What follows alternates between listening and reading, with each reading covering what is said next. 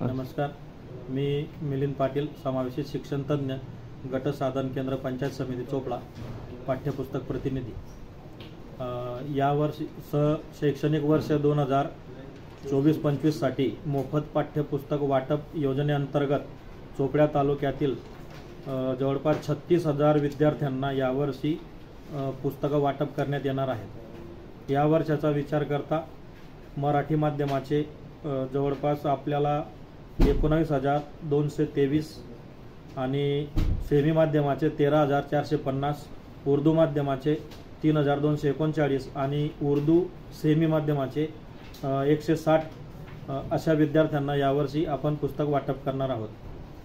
आज चोपडा तालुक्यासाठी बालभारती नाशिक यांच्याकडून जवळपास 100% पाठ्यपुस्तकांचा पुरवठा करण्यात आलेला आहे आणि लवकरच सर्व शाळातील सर्व विद्यार्थ्यांपर्यंत ही पुस्तकं पोच करणार आहोत। तर पहिल्या दिवशी शाळेच्या पहिल्या दिवशी विद्यार्थ्यांच्या हातात पुस्तक मिळेल का? मिळतील, हो नक्की मिळतील।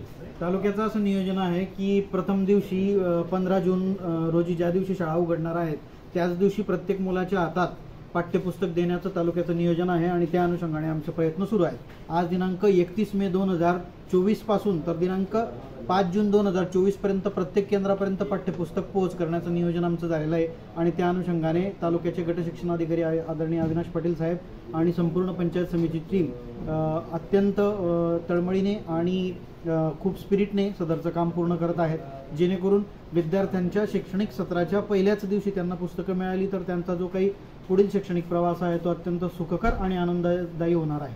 यासाठी संपूर्ण विद्यार्थ्यांना पंचायत समिती आणि शिक्षण विभाग पंचायत समिती चोपडा सोबतच शिक्षण विभाग जिल्हा परिषद जळगाव यांच्या वतीने मनपूर्वक शुभेच्छा देतो। धन्यवाद।